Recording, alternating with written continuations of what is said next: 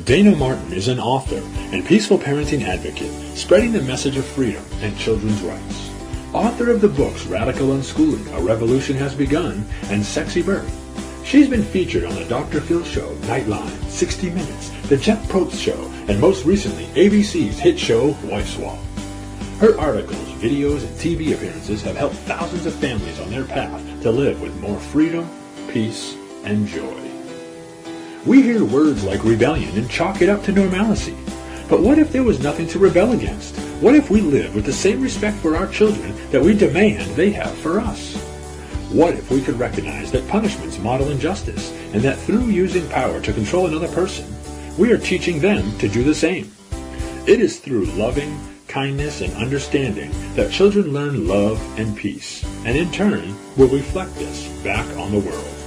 Respecting children's rights and freedoms is a revolutionary approach to parenting and education.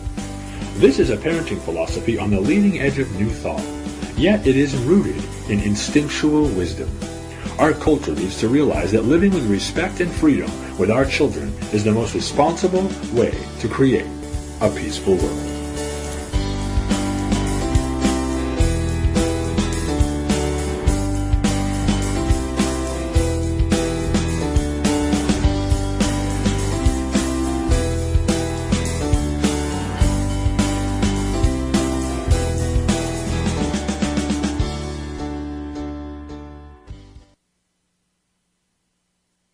Hello, good evening, everybody. This is Dayna Martin. You're joining me with a Try This at Home. It's been a busy week since I last talked to you all. I got so much amazing feedback for the focus of our last show on punishments. I've been responding to emails and taking several coaching calls I've taken this week after people heard the show and wanted to learn some alternatives to punishments and how to bring more connection and love into the relationship with their children. It's a pretty powerful thing. I mean, I've done a lot of research before today's show because today I really want to touch on what to do instead. We were going to touch on that last week, but we got deep into more and more dangers and negative effects of punishment that we never really shifted over to what to do instead. So in my research for tonight's show, I wanted to come up with some, research to read to you guys and share with you and all the alternatives to punishment that I found. All except for one resource, actually. It was all focused on behavior modification. You know, even in the gentle discipline resources and realms, it's still focused on controlling behavior. And this is so different in the approach that we're trying to do. You know, the authoritarian parenting paradigm focuses on the parent's needs solely and really focuses on children's behavior. I mean, I've said it before on the show that when you look at all the resources out there, all the television shows, even people that are against spanking, they're still manipulating and controlling their children to meet their needs. And rarely are the children's needs ever talked about or taken into consideration. So that's really what I want to do with tonight's show, is share with you that children are people too. I mean, I know you guys have all heard that a million times probably, but I mean it. I mean, children are human beings, and you don't need to treat them any different than you would anybody that you care about. And I also came across the idea, and I'm sure most of you have lived this, is we tend to label kids as either good or bad. We say they're being good or being bad, and that's really damaging because people internalize that. Children internalize that, and it tends to stay with them. So I'd like to help parents shift from labeling children to dropping all labels. When your child's in the system, sometimes labeling is really important because they need to categorize kids. They need to learn how to educate mass numbers of kids. It's never for the benefit of the individual student. It's for the ease of the institution.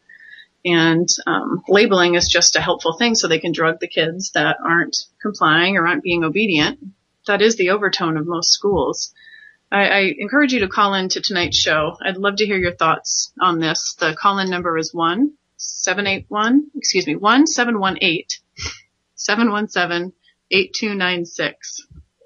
It reminds me, my husband was labeled dyslexic when he was in school, and he was put in the resource room or whatever they call it for children with special needs to have reading instruction. And he's told me, and it still affects him today, how many people would walk by how many students and make fun of him. And it was such a hard thing to be labeled as dyslexic.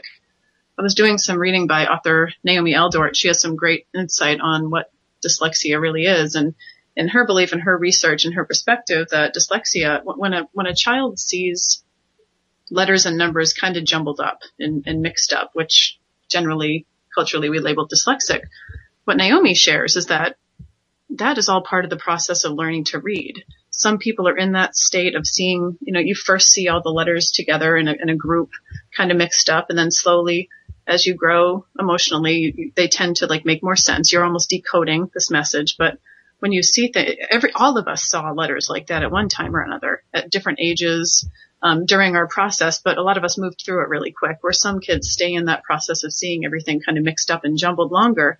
And if it happens to be at a time where they're quizzed or questioned, the label is really slapped right on. And then you get a child totally stuck in this space because fear and embarrassment and feeling bad about yourself is not conducive to learning. So kids are really stuck in this place of this handicap when it truly isn't. If you would respect the child and their own process of learning to read. I mean, I understand that schools can't do that, though. That's the whole thing, is that I don't believe schools are, teachers are inherently evil, that they're trying to keep kids, in this mindset. But, schools don't have the resources to individually educate each child. So they have to have everybody reading by third grade, because after that, all the material that they're teaching is in the written word, and they don't have the resources to be able to wait for the children that aren't ready or aren't caught up. And that's one thing I love about unschooling. I love that it's a perfectly individualized education, and every child is able to get to each milestone whenever they're ready to. There's no rushing. There's no labeling. Children learn how to read at all different ages. There's a huge range of readiness.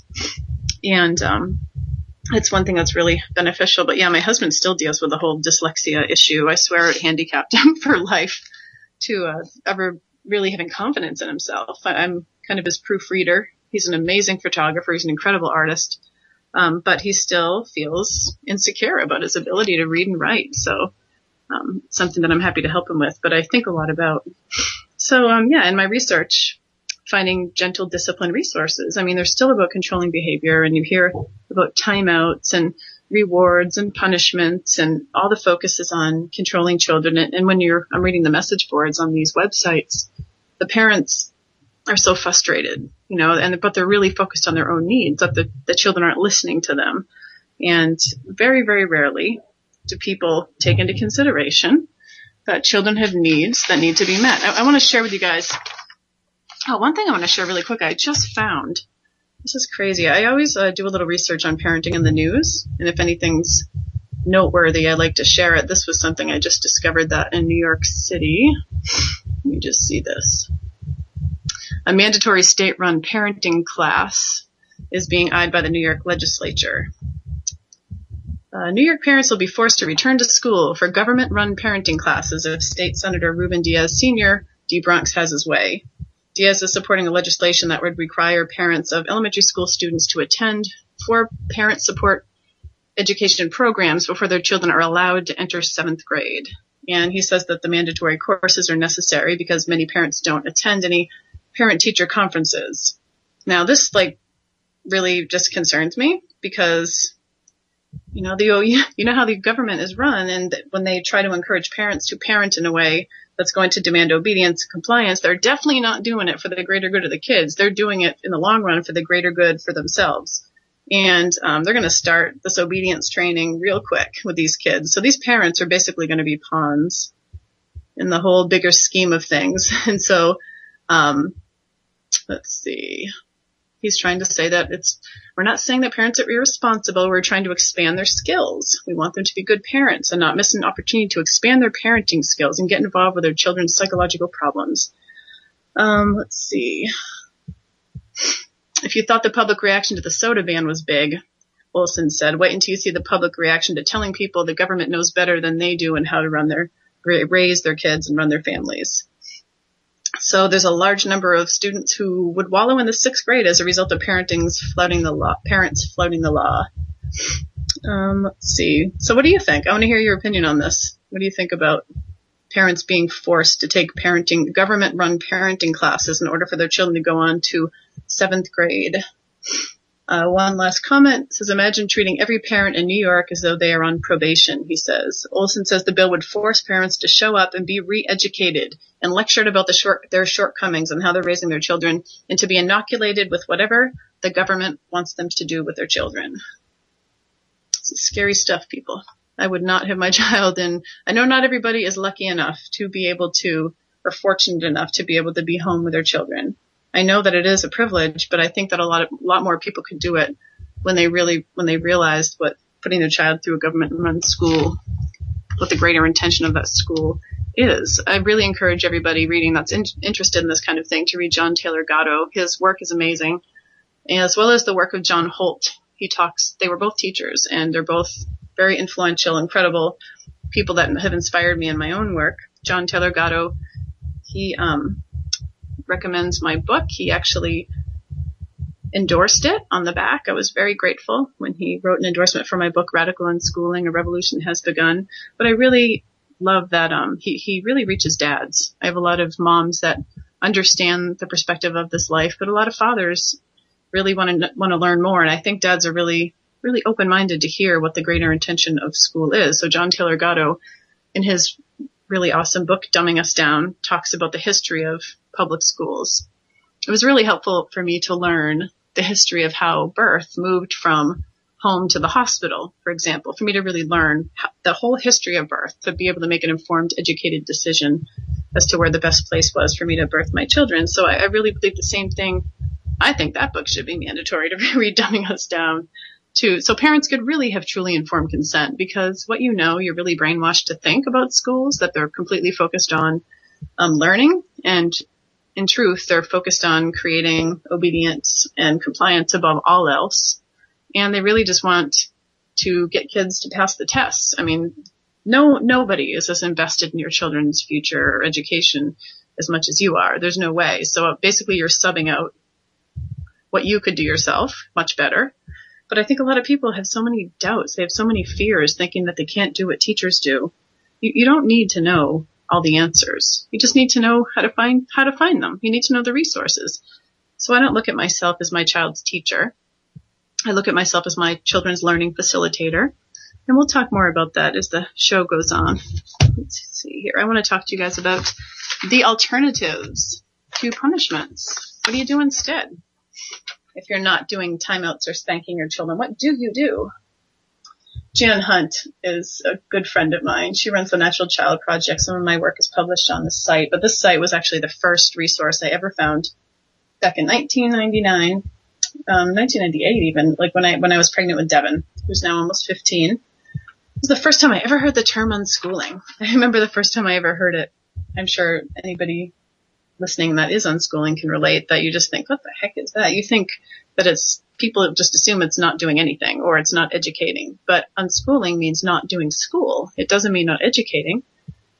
Educating is really important to unschoolers, but it's about reprioritizing. We're not putting the institution and the needs of the institution before family, like most people are forced to.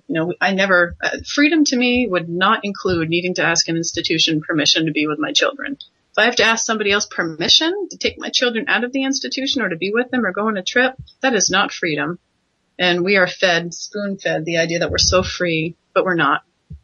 And when you realize that and you say, there's no way that I'm going to live under that kind of oppression, and put that before family. Family comes first to us. Family, pursuing our interests. Learning is really important to unschoolers, but it just becomes a side effect of living a rich, full, exciting life together, doing things you love side by side, and it's a really joy-filled life. So as corny as it might sound to some people, joy is the goal. Like, you guys have heard the saying, what is it? Success is not the key to happiness. Happiness is the key to success. So when you kind of flip things around from our cultural beliefs and what most people do, and you take happiness into your own hands, there's no way you can't be successful if you're not happy and making money and doing things that you love doing. In the future, I'd love to have some shows on the concept of unjobbing, meaning not working for somebody else, starting your own business, making money yourself, just based on things you already know and things you know how to do and things you love doing. That's another thing people are really afraid of, to let go of these jobs. You guys think that you have all these safety nets under you that will guarantee a happy life if you jump through all these hoops. But in the meantime, there's people like us who are really living freedom and living joy in ways that people are afraid to do. If I can do it, you can do it. Trust me. I did not sought out before having kids, living the life that we are. I just took one step after another, and it led me here. And if you need support, I'm here for you. And I run parenting coaching. I have articles. I can point you in the direction of tons of resources that will give you that support and information. So stay tuned. Ask me questions. If this is really something that draws you, keep going. Keep researching it. Okay, so Jan Hunt writes, many parents recognize the harmful effects of physical and verbal punishment. They know that yelling, slapping, hitting, and spanking teach violence, destroy self-esteem, create anger, interfere with learning, and damage the relationship between parent and child. But knowing what not to do is only the first step. Parents wonder what they should do instead. Unfortunately, most current parenting books and articles recommend alternatives, which in reality are merely alternative punishments. And that's exactly what I was talking to you about in my research. This was exactly what I ran into, just alternative punishments. These include timeout, denial of privileges, and so-called, in quotes, logical consequences. In fact, I'm saying this in my own words, in fact, logical consequences are not logical. They're not natural consequences. These are parent-imposed consequences, and your children know it. They are anything from natural consequences.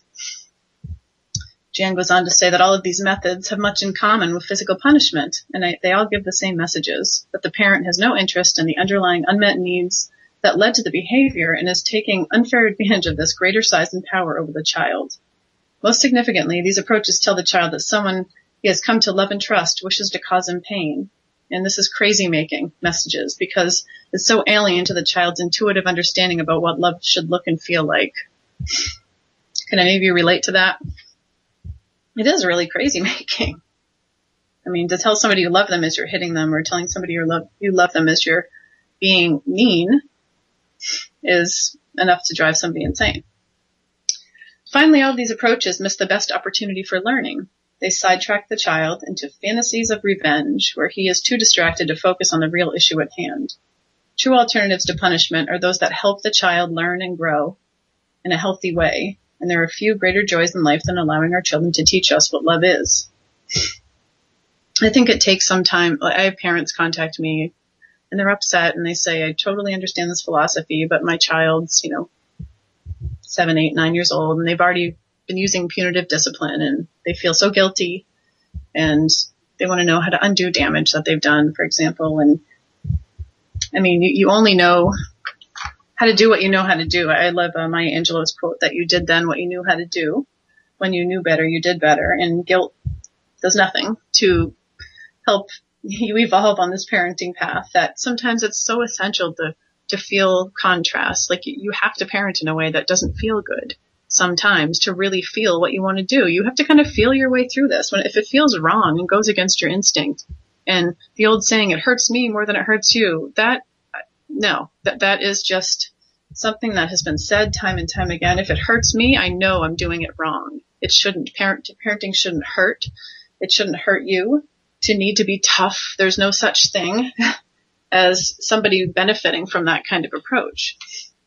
I know some listeners may be so resistant to hearing this because it really challenges deeply held beliefs.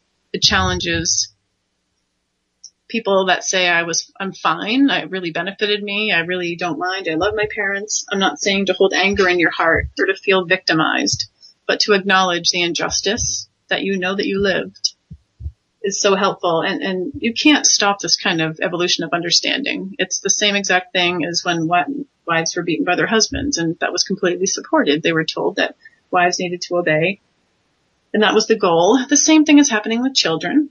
As I say time and time again, we are on an evolutionary growth of understanding. So, it's okay. I love how my mother kind of approaches it, because there are some parents who really are resistant. They want to really uphold what they did, and they think that anybody doing anything different is wrong and that their way was the best way. And I love that my mother says, hey, if I knew these alternatives when I was raising you, I would have looked into them for sure. But back then you just didn't know. You just did what was done to you. We didn't have the resources that you have, like the internet. There was no support. So I'm so, so grateful to live in this time in human history where we have so many resources. We can learn and grow. And that's why things are moving so quickly. That's why this evolution of understanding is happening so quickly. And so if this appeals to you, keep listening. It looks different in every home how people come to this. Not everyone has been doing this from the beginning.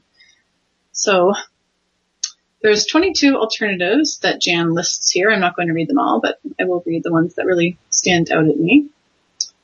Let's see. Prevent unwanted behavior by meeting your child's needs when they're first expressed. With current needs met, children are free to move on to the next stage of learning. Again, the focus on most parenting techniques or tips at all around how to control behavior. When does anyone say, why is the kid acting like that? Why is that child doing that? Nobody ever says that. Like they're non-feeling beings, like they're dogs that need to be trained. It's so degrading. And so children are acting certain ways because of something. There's a reason. So when you become your child's partner in life through a partnership parenting dynamic, you don't become the wall between them and their desires. You don't become the controller of their behavior. You help them get what they want and need in life. So you focus on their needs and you become their partner and you help them meet what those needs are. Mind you, it does take more time and it does take more creative effort. It does take patience, but it's really like an investment. It's so important. Controlling behavior and setting rules and manipulating children to meet your needs. I mean, that's really easy and kind of lazy, and it's what's been done for time and time again. However, it is not fulfilling or rewarding, and it's very damaging. It's very, very damaging to children and to you. Parenting should not feel awful. It's not supposed to by nature. It's supposed to feel good and right and a positive experience for a parent and child. Yes, you meet challenges together. My kids fight sometimes. I mean, it's not all rainbows and butterflies, but it's a lot more joyful than what a parent who's controlling their children all day in the authoritarian dynamic deals with. Another way is to provide a safe, child-friendly environment. There is little point in having precious items within the reach of a baby or toddler when they can simply be put out of the way until the child is old enough to handle them carefully. I worked with people who say, my child keeps reaching for this item or broke this or broke that. And I can remember going over to visit my great aunt Gladys. She was this really ornery old woman, and she had all these little breakables. They were all so pretty, all so colorful, like all over her house. And I remember being a little girl and, I just so wanted to touch them. They were so beautiful. And I remember her spanking my hand and making me stand in the corner, and I just didn't understand. It felt so cruel. It felt so, so dark and cruel. I always hated going to her house. So I would just get this feeling in my stomach of like the meanness that would occur.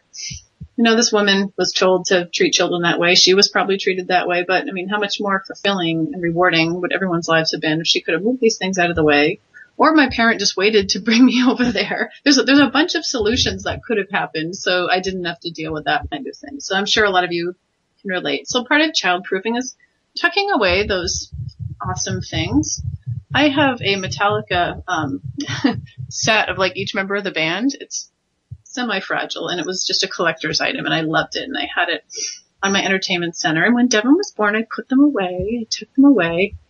I have them still, and they may be making a re-entrance soon. But my point is, if you love something and you don't want it to get broken, kids don't mean to break your things. They're not doing it to be evil or disobedient or whatever you think. They're just little kids. They're interested and curious about things. So just be responsible. If you don't want something to get broken, just put it away or put it up high and those kind of things. So think about how you would like to be treated if you want to find yourself in the same circumstances as your child. Human nature is human nature regardless of age. That's been a really helpful tip for me on this path, is really just to remember what it felt like to be a child. Do you guys think that's hard to do, to really put yourself back in that age and really sit in those memories? Sometimes they're really painful to sit in, but sometimes they can be so eye-opening. I really, really admire people that have the ability to put themselves in their kids' shoes. Show empathy. Empathy for your child's feelings. Even if a child's behavior seems illogical, his underlying feelings and needs are real to him.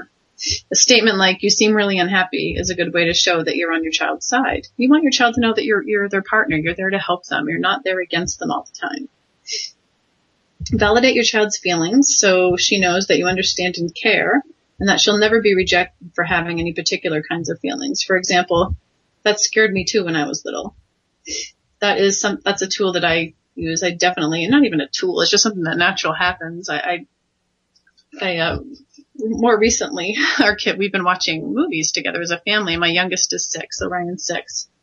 And he's a little more, I guess, mature than some other kids his age, probably because he's the youngest and he has 3 older siblings. But the kids are really into like watching horror movies, not like really, really gory ones, but, kind of the intense psychological thrillers. And, I'm always really trying hard to I'm the one scared watching these things. I'm looking through my hands and all the kids are loving watching them. And I'm like hyper intensely aware of like what the kids must be feeling when I keep checking in with them, probably more than they'd like. I probably drive them crazy, but this is new to me to like be watching these like psychological movies together. And like I said, they're not like really bloody or gory, but I just like keep checking in with them,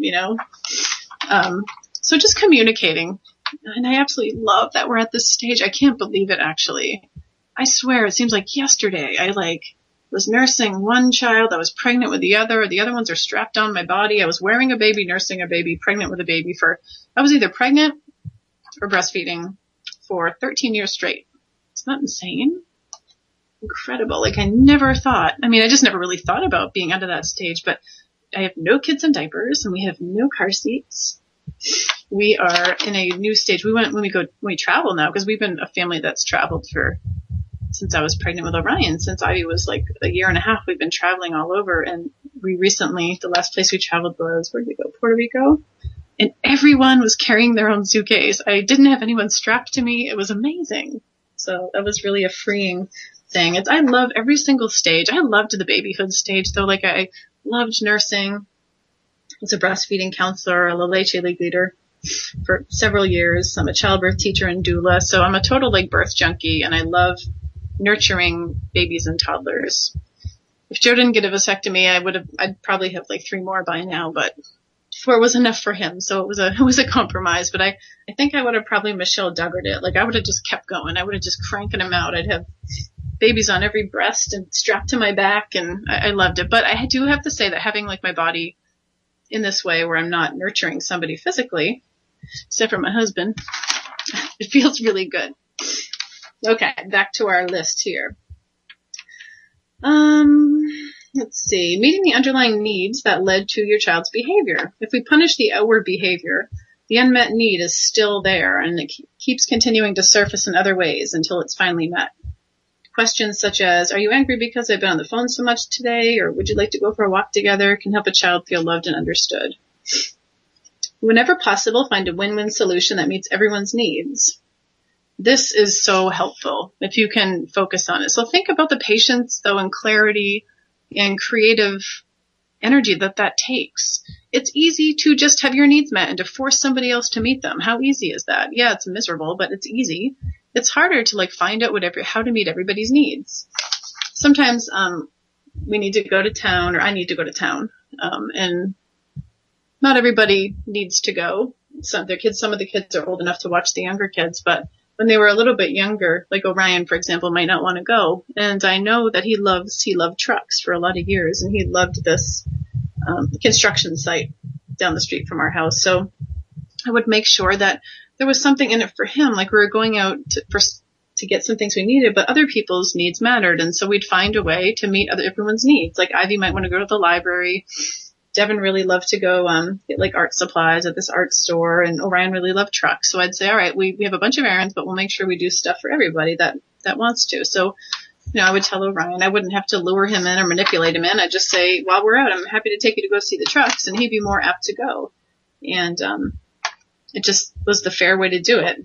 Joe always hated, before we had kids, I used to think my husband would love to go clothes shopping with me, but oh my gosh, he was miserable. He would just stand there and he was bored. And I remember being dragged to the baseball card shop with him and standing there oh my God, this is the most boring thing a human could do, is stand and look through comic books and baseball cards. So I pulled that feeling into my life with my children, realizing that when I go grocery shopping, how boring is that? So I try to make it creative and ask them if they each want part of the list and really involve them in the shopping. And you got to keep everybody busy and happy and content. And yeah, you can drag everyone through all these places, but it's not very kind and it's pretty miserable for the kids. And when you're kind and understanding, you model that for your kids. Your kids learn to be too. Let's see. Nonviolent communication is a great resource. If you do a Google search for that, it's kind of a great resource for people first stepping into a life of more partnership paradigm. I've had a couple people speak about that at conferences. It's really interesting.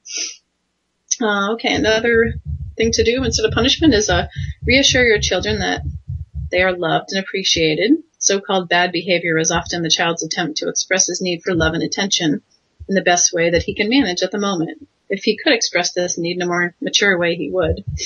I always think it's so crazy when I hear people say, he was just trying to get attention. He was just trying to get attention. Well, what human doesn't want attention? We need attention. These poor children that are starving for their parents' attention, we need attention or we die. I mean, if you don't get focus and attention, you suffer greatly. And so when you hear that in like a derogatory, like negative way, like, oh, he's only doing it for attention. That's like saying he's only doing it to be fed. You know, attention is love. Children need love as much as they need shelter and air and food. I mean, love is an essential part of that. And attention is love. So and next time you hear somebody say that, say, well, of course, stand up for children's rights. Speak your mind. Shift the focus away from a situation that's become too stressful to resolve at that moment. Like, you could say something like, let's take a break. What do you want to do instead?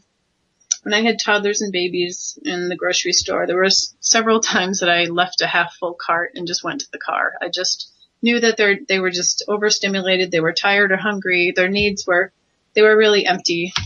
I think that's something that you kind of learn though as a parent. You learn to make sure everybody's cups are full before their, emotional cups and physical. Make sure everybody's fed and content. I would bring the kids to the playground before hitting the grocery store, just so they could run around and they wouldn't feel so stifled at the store. So make sure everybody's cups are really full and yours. Make sure you're rested and fed.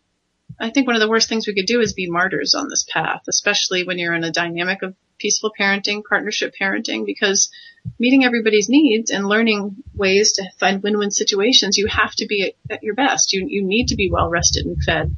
So I think one of the hardest things to do for mothers especially is to take that responsibility, because many of us were raised to we met the needs of the adults around us and they didn't really do it themselves. We did it. And so when we become parents, we think that's what's going to happen to us, but truthfully, you really need to take the responsibility to make sure you're well fed and well rested, or you can't be the best parent that you could be for your child. It's just like that analogy on the airplane. When the oxygen mask comes down, you have to take that oxygen first before helping somebody else. So think of that and really make sure you're well fed, well rested, because I know if I'm tired or hungry, I am grumpy, and it's so hard to come from like a conscious place and react and respond to people with love when I'm feeling bitchy. Like, it's just challenging. So my kids, even as young as 3 or 4, would say, Mom, I think you need to eat. I think you need to eat something. You're feeling kind of grumpy. So, and my kids would know that, because if I was like really grumpy, I would say to them after the fact, I'm really sorry I treated you that way. I shouldn't, I was just really hungry, and I get grumpy when I'm hungry. And I have that same understanding with my children. We might have that understanding of ourselves, but we live in a culture that doesn't even give kids that kind of leeway.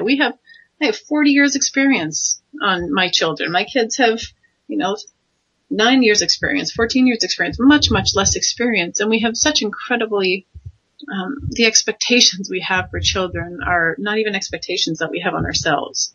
We expect them to have utter patience, and they're punished in our culture without showing that. Kids are tired or hungry. They're going to be whiny. They're going to be sad. They're going to be grumpy, irritable. They're going to throw themselves on the floor. They're going to act like children who are tired or hungry. Yet we punish children for that behavior that we can't even control with 30, 40 years experience on them. We get grumpy and bitchy, yet we understand that. People just need to extend this same understanding to children, and then some. Life becomes so much easier. Shift the focus away from a situation that's become too stressful. Like I just said, take a break. What do you want to do instead? Ask your child, like giving even like quarters for the gumball machine is always fun for my kids. Be sure that you and your child have had nutritious food. We were just talking about that. Give your child time. A statement like, let me know when you're ready to share the toy, climb into the car seat, put on your jacket, will give a child a sense of autonomy and make it easier for him to cooperate. I think just when your children feel free and they know they have the freedom and you can take a breath and you have patience, you never need to generally rush from place to place. Your kids can come first. And when you put the relationship and that connection with your child before all else, everything does fall into place. There's nothing more important than that connection that you have. And force and meanness and coercion and punishment damages that connection just to get somewhere at a certain time that could possibly wait. I know there's situations where appointments are important, but more often than not, we don't need to be treating our children the way that we do and that it damages our relationship. Give yourself time or ask for time. I've said to my kids before, if I'm just like stressed out and not really sure how to respond, I'm just like, I just need a minute. I need to go outside and need a minute. And I just need some time to like think clearly and see things really objectively sometimes because, we get triggered, like that's one thing that you have to realize too, is there's certain things like, I'm sure you know that your like partner can trigger you easily with certain things. Now it's all childhood issues and crap that we haven't dealt with. I won't get into all that, but we all have stuff from our childhood, from our past that people can trigger easily. Our kids trigger things sometimes and we don't even realize, they don't realize they're doing it, and our reactions like insanely over the top only because they're all issues that we haven't dealt with and blah, blah, blah. They're kicked back up again. But I mean, if you notice yourself triggered, just take a minute, go outside, take a deep breath. Remember that children create images from our words. Slow down is more effective than stop running. The first statement creates an image of slowing down, while the second creates a picture of someone running. The word don't is too abstract to overcome the more concrete and compelling image of running. That's fascinating. Okay. Breathe. When stressed, we need more oxygen, but tend to take shallow breaths. Even a few deep breaths can help us to calm down and think more clearly. I love Tony Robbins. I don't know if you know who he is. He's like an awesome inspirational speaker, motivator. He's like one of my favorite people to listen to in the car when I'm driving long distances. But he talks about just in general, we don't breathe correctly, that really slow, deep abdominal breaths. Like if you did that right now, if you just all take a really deep breath, I swear you feel your body tingle with oxygen because you're putting the proper oxygen in your body that you need. Just breathing in general, we need to rethink how we breathe in our culture, and taking really deep breaths when we need to can not only calm you down and clear your head, but it really just helps everything seem more centered and balanced. And finally, ask yourself, will I look back on this and laugh later? And if so, why not laugh now? Create the kind of memories for you and your children that when you look back on that day, they'll be more joyful. So in these ways, we can bring the best about the genuine cooperation that we seek in the moment, but our greatest reward will be a lifelong, mutually loving and trusting bond with our child. And thank you, Jan Hunt. You're awesome. I love your information. Natural Child Project. You have to check it out as a resource. She's amazing. Okay.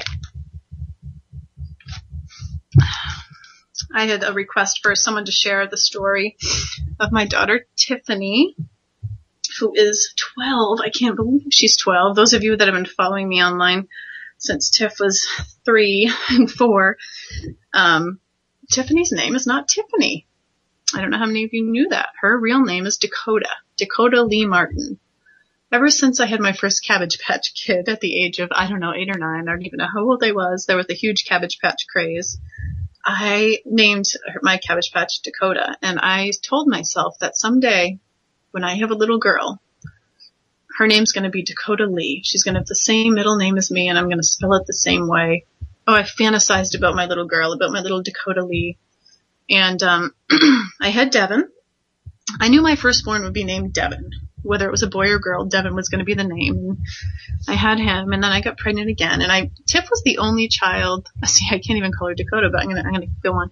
Tiff was the only child that we consciously tried for. The other kids we had, we didn't stop the pregnancy or stop the whatever. We knew that we might get pregnant, but with Tiff, we consciously said, let's try for another child. That's kind of fun, isn't it? When you're actually attempting. it turned sex into quite an interesting thing, though. And Joe never complained, but there were times where I'm like, come on, let's just get to the end here. Let's do this every day. Well, Tiff was conceived, and I didn't know it was a girl. She was the only child I also didn't know the sex with. I didn't get an ultrasound or anything. And when she was born, I had a home birth. It was my first home birth, which was so powerful in itself. I was in school to be a childbirth teacher and doula, and I think I had just got my certification for both when she was born, and her birth was amazing. I'll never forget it. It was so different than the birth at the hospital. It was so pleasurable, and out she came, and I remember looking and seeing the umbilical cord attached to her and thinking it was a penis. Like, my brain couldn't comprehend that it was a girl, and I'm like, oh, it's another boy. And I laid there, and Joe said, no, it's a little girl. And I said, my little Dakota Lee. And anyway, so it was this amazingly powerful moment for me as a woman. And for us as a couple, we had our little girl and our little boy, and life was cruising along. And, okay, so then fast forward to Dakota Lee being 4. Now, she was a really highly sensitive child. She was very different than Devin. Her needs were intense. She was loud. She weaned at 11 months old, which to most of you listening, you probably don't think that's a big deal, but to somebody who's doing like the natural parenting thing like I did, we nurse till the kids are done. So, generally, I don't know, between age 2 and 4 is more average. So 11 months old, that was like really young to wean. And she had like a natural formula after I couldn't pump, and she was around 4 years old, and she said, my name is not Dakota. I don't like that name. My name is Tiffany. And I was like, all right, you don't like that name, Dakota? And she said, no, my name is Tiffany Rose. And I said, okay, sweetie. And she wanted to be called that. Anytime we accidentally said Dakota, she would correct us. I mean, right on it, but not just correct us, get so upset that we called her that. She'd cry and scream, and that's not my name. I'm not Dakota. Eventually, and we got a lot of resistance from like family. My mother was really supportive, but my husband's mother was more, she's like, you need to tell her what her name is. You can't call her that. And I refused to call her by a different name. Her name is Dakota Lee. And so on her gifts for holidays, it would say Dakota, and Tiff would get so upset. She would cry. She would say, that's not my name. It was a really, really big deal to her. I think I've probably got that across to you by now. Well, over time, so that's been, she was 4. She's 12 now. She has been known as Tiffany.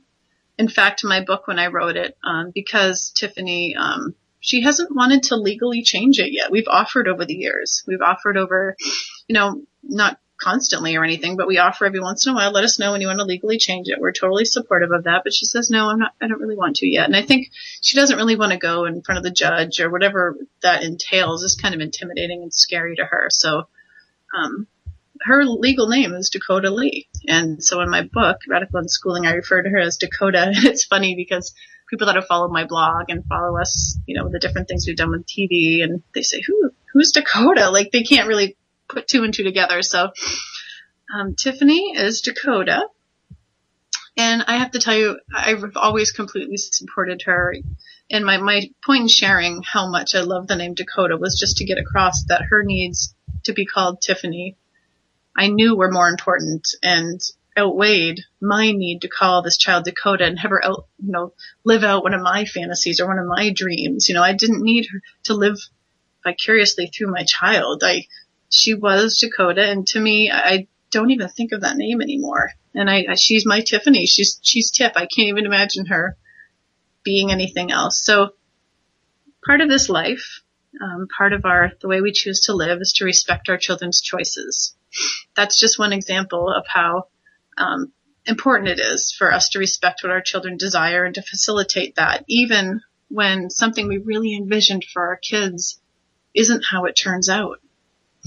We see things on TV and people in our culture kind of make fun of that mothers that vicariously live through their daughters with these like pageants and things like that. And that's kind of sad if a child doesn't want to be doing those things and that those mothers' needs weren't met. But I know that my children, I want them to be whole people that are making choices for themselves. And so Tiffany Rose, I don't know when she'll legally change her name.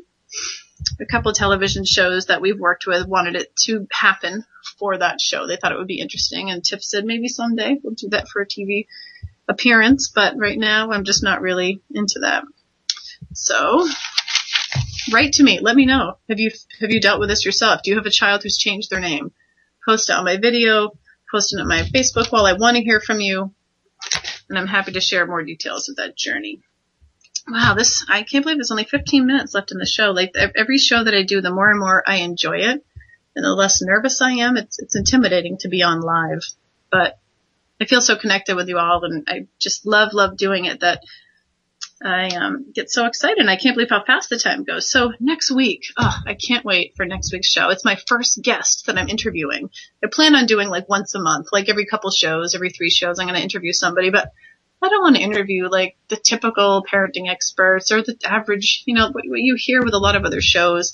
I want to interview like really different, amazing people who are part of the facilitation of your children's interests and passions. I want to help you learn to support your children in whatever they love to do. So let me just tell you this little story. It's very interesting. This lady, Amy Lee, 33, she found me through seeing our family on Wife Swap. And so she kind of researched me, watched my videos, and she felt a connection. She wrote me a message on my author page just saying that she felt a connection and she wanted to connect and chat. And I wrote back to her, and we started just chatting back and forth. And I said, oh, what do you do? Or, whatever. And she said, I do videos on YouTube for a video game. And I'm like, oh, that's interesting. And so I looked, and I'm like, oh my gosh, is she really Amy Lee that does Minecraft videos? She's like a celebrity Minecraft video, like YouTube phenomenon. I mean, this girl is loved by thousands and thousands of kids on YouTube, mostly little girls. She has a big little girl fan base. What I love about Amy Lee is her focus on peace and love in her videos. It's so sweet, and they're so cute. And my kids have been into Minecraft. Now, if you guys have little boys, little girls, you probably know what Minecraft is. You've at least heard of it. Well, years ago when it first came out, even the beta version, before it was even out, Devin was playing it. Like, he found out about it through friends, and Devin played the very first beta version of Minecraft, and he stayed with that game for like a year, and we facilitated this passion and interest for him, so much so that we brought him all the way to Las Vegas to meet the creator of the game, Notch. And Devin, oh my gosh, he loved it. And it just was such an important part of his life. He doesn't really play so much anymore, but Orion, who's 6 now, loves Minecraft. And I was chatting with Amy the other day on Facebook, and she said, I said, my son Orion likes Minecraft a lot. And I explained that Devin liked Minecraft and blah, blah, blah, and how, our life, how we facilitate our kids' interests. I look at whatever my kids are interested in as the nucleus of their learning. And although we don't break life down into subjects, I know that like every interest, when I'm facilitating it to the best of my ability, it does touch on every subject. If you were to break it down, math, English, science, everything is brought in when you provide resources to expand on an interest. So I was explaining that to her. And I said, yeah, Orion's playing it right now. And she said, does he know Stampy Longnose? And I said, oh, no, I don't know. And I said, Orion, do you know who Stampy Longnose is? And Orion's eyes lit up. Huge. And he said, I'm watching his video right now. He's my favorite YouTube Minecraft star. And I said, wow. And she said, oh, he's like one of my best friends. Like, does he want to play a game with him tonight? And I said, oh my gosh. And I told Orion, he was so excited. So Amy Lee was sweet enough to arrange this like game where she and some of the other famous YouTube Minecraft stars played a game with Orion, and it was amazing. So she is such a sweet person. And the one thing I love about her and like Stampy Longnose and these other people is Amy really takes the responsibility of being a role model to children very seriously. She doesn't have kids herself. But she is so interested in learning and growing more, I love that we connected because she has such a huge influence, and Minecraft is so hot right now. The incredible popularity of Minecraft is just exploding and exploding. And, the fact that she and I have connected and she's interested in, peaceful parenting and this whole other parenting paradigm is enormous, because I know that through us connecting that we are going to be able to spread this to these other, Minecraft celebrities on YouTube, and this is just another avenue for respect for kids. This is huge. So even children that are limited in their playing and whose parents, they might have a hard home life, Amy Lee can be a voice of respect and peace for these kids. So I am so excited. So I'm interviewing her next week on our show. She lives in England, so it's going to be really late for her, and she's still willing to come on and be interviewed live. So any questions you have for her, please call in with them or write them into me. Let your kids know, because if they play Minecraft, there's a pretty good chance they know who she is. So definitely do that. Speaking of which, I wanted to talk a little bit about video games and limits for a minute, just to kind of feed into next week's show. By the way, I'm not watching the chat room tonight. It's too much of a multitasking venture for me so early in my radio career here. And I don't have Devin with me, so if you send me any questions through there, I can't see it because I'm not that good yet. I can do calls, but video games, learning is really pleasurable when it's not forced upon us. That's the basis of like an unschooling philosophical perspective, that I don't believe in any kind of forced learning, that I don't think that it's true learning when you're forcing somebody and they're just memorizing to jump through hoops. So part of unschooling philosophy is no forced learning and really facilitating when your children are interested in something, using that as a springboard and being your child's learning facilitator. It's such an important thing, though, as a parent coming to this life, to go through a process of something that we call deschooling. And what deschooling is unbrainwashing yourself to seeing certain things as educational and of value over other things. Like you were completely brainwashed to think that math, English, science, and these things in these certain boxes are more important than other things. And so you don't really value when your kids are playing video games, and you don't really value when they're watching something on TV, and you don't really value when they're playing certain things that aren't under that category of what you judge as appropriate or of value. So I think that really, for an unschooling parent to take that time to see learning is everywhere, and you can't stop a child from learning. John Holt says learning is like breathing, and I truly understand and believe that myself. Learning is like breathing, and it's easy and pleasurable when it's not forced upon us. And our kids learn from everything. Video games are one of those, like any kind of screen, that what's called screen time, which I personally think is kind of a disrespectful label for something of such value. To call something screen time is something that propaganda, people against screens of any kind of put out against them. It's not screen time. It's a resource. It's a game. It's a show. It's, a window into our world that, we live in a culture that places like books on a pedestal above all other mediums of learning.